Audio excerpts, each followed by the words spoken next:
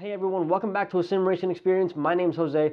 I'm a sim racer here in Miami, and yesterday I got an email from somebody that's been watching the videos asking about what I recommend for sim racing gear. So I wanted to do a quick video talking about three options from beginner, mid, and pro consumer. So just wanted to get into that and kind of talk about what I think are the best options for those levels. In my experience now over the last several months, it's very clear based on budget what I would go with. Everything that I've used, I've probably used it for at least over a year, so I've been able to get some experience out of it. And starting with the old Logitech, if I take back this old Logitech that I started with probably 5-6 years ago, I never expected to have what I have now. So the progression has been pretty incredible. And starting with that old Logitech, that was one that a friend of mine gave to me. A very small diameter rim. It was just mounted to a desk, and it had very kind of small, tight paddles, which I really enjoyed. But it was a very easy wheel. It was just a very simple wheel, plug and play, no tuning necessary. And that was back 5-6 years ago, when I was still running iRacing on a Mac. So definitely things have changed from there. And then when I started getting into Gran Turismo Sport and Forza, I started using the G29, the G920, and the G920 I should say, and those were great. They were much better than the old Logitech. The throw on the paddle was a little bit longer than the one on the Logitech, so that was actually something I preferred from the old wheel, was the throw on the paddle. But the overall feel of the wheel was much better. After that, of course, I wanted to upgrade to something a little bit better, and within the budget, I went over to the Thrustmaster TGT. We were very active in Gran Turismo Sport several years ago, so we went with that just because it was made directly for that, and I used that wheel again for about a year and a half. I even used that wheel when I migrated over to iRacing. And then once everything started happening with iRacing and I got a little bit more serious with it, I went over to the Fantech, which is what I've been using now. This is what I would say is the pro consumer level. Thrustmaster was definitely the mid entry level, and that Logitech was kind of my beginning stages. So I think that those are the most common wheels on the market right now in terms of sim racing. So I think that progression is probably what most people are going to go by. And in terms of budget, I think that for getting into it, just for the gear alone, for getting into it, I would say $250 to $500. If you're looking for something mid, $500 to $750, and then anything else above that is going to be pro consumer, or you're going to go full pro with like a direct drive and different types of pedals and stuff. One of the nice things about sim gear is that it's very much readily available. Multiple platforms between forums, eBay, Amazon, and you can get sim racing gear pretty much anywhere. And staying within a budget, there's a lot of used gear out there. So I definitely recommend checking that out if you're trying to get into it. You're going to save some money there. And there's a lot of gear out there from all sorts of different brands. So if you're looking at something and you don't want to spend too much money, don't be afraid to look for a used product. So for the entry level stuff, there's obviously pros and cons.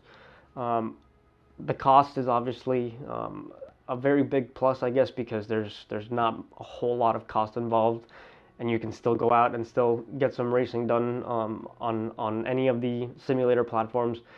So you can still have a wheel, you can still have pedals, not have to spend a crazy amount of money, and still be able to go out there and do some laps. Those wheels are also plug and play. There's really no tuning involved, so you can just plug them in and download the drivers and launch your simulator and go. There's really not much that you have to think about in terms of how I want to tune it, in terms of how much force feedback I want, how much drift I want, how much this I want. So it's really easy in terms of being able to go and not having to think too much about it. A lot of the entry level wheels too, they come as a kit, so you do get the wheel and the pedals. Sometimes the shifter is separate, or most of the times the shifter is separate. But if you're looking at an entry level kit, these Logitechs, the G29, the G920, they all come with the wheel and the pedals if you buy the whole kit new. Sometimes the problem with these though is that you're going to sacrifice quality, you're going to sacrifice performance because you're not going to get the best force feedback, and having that force feedback really is it's a pretty big deal for a lot of the cars, especially in iRacing, just because you really need to know what's going on so that you can make your input according to what's happening on track. There's also the thing with the pedals on those types of wheels. The types of pedals that you can plug in are usually just very basic pedals, all using potentiometers, so they're all just measuring distance. They're not measuring pressure or using a magnet. So while you can still get some sort of, decent definition in the fidelity, it's not going to be the same, and you're not going to be able to have a brake pedal that you can modulate as well or as easily. And finally, with the cons, there's very limited options. You can't change the wheels, so you have one fixed wheel and that's it. So you can't really do anything other than the basic round wheel, which I definitely enjoy, being able to use a proper wheel for Formula, for GT cars, and a round wheel for mostly for the MX-5. So that at least to me is a very big deal. It adds to the immersion, and I think it also when you're running in VR, it makes a very big difference, at least like just the knowing of what's in my hand, and even when I'm outside of VR, when I'm looking at the screen here, it does make a difference. And even with this wheel here, it does get heavier, so I am able to have a little bit more precision in the input. And moving into like the mid-level gear, I went with the Thrustmaster TGT. Again, we were playing Gran Turismo, so we went with something that was going to have the support for Gran Turismo, and the quality on this was significantly higher than the Logitech. The force feedback motor, the belt inside, didn't rattle as loudly. It was more compact. It was much better built, and the TGT has like a butt kicker on the other end. The only problem with that is that it only works with Gran Turismo Sport. Something else I can recommend is use Fantech gear. There's a lot of it out there, and with that you're going to be able to have a pro-consumer item at a cost that is not going to be as astronomical as some of these wheels can get, but you also have the ability to have your tuning menu, so you can start getting a little bit more out of the force feedback for yourself. Going with the Thrustmaster TGT, there's the TGT pedals, which have a much more progressive feel. It's a much more precise feel than the Logitech, but it's still just measuring distance. It's not using a load cell. So the problem there is that you're still not able to modulate as well as you would have with a load cell. Going with used Fantech gear though will give you the ability to, if you find some V3 pedals that's got a load cell in it, I highly recommend getting the brake performance kit, whether you get it from Fantech directly. It's just I think it's like a $40 upgrade that is completely necessary to really get the most out of your brake pedal. And the nice thing is that when you're looking at used gear, you do have a lot more options. So between the TGT, Fantech stuff, you are able to change the wheel. So you're able to play with a little bit more different wheels and have a much better feel or a different feel depending on what you're looking for. So fortunately, I've been able to continue sim racing now, and especially now that we've been stuck at home, I've been able to do it a little bit more. When I really started getting into it, I really wanted something definitely that looked cool. I mean, definitely this is something that I appreciate looking at every single day, just because it makes me feel like a little kid. I mean, it makes me feel like this little kid holding a Formula 1 wheel, but I'm actually able to use it. So it's definitely fun, and it's something I really get a lot of enjoyment out of. And this is kind of the most pro-consumer level product that I can recommend right now. It's what I've used. It's what I've been using now for several months. I don't have anything else to compare it to, but it's definitely a much higher step up than what I was using before with the Thrustmaster. I think it was 2 or 3 months with the TGT on iRacing before I switched over to this, and specifically with the brake pedal, that was the biggest performance upgrade I've made to the rig. Great thing about the Fantech stuff is that you're able to tune it. Much like all other high-end wheels, you can tune the force feedback.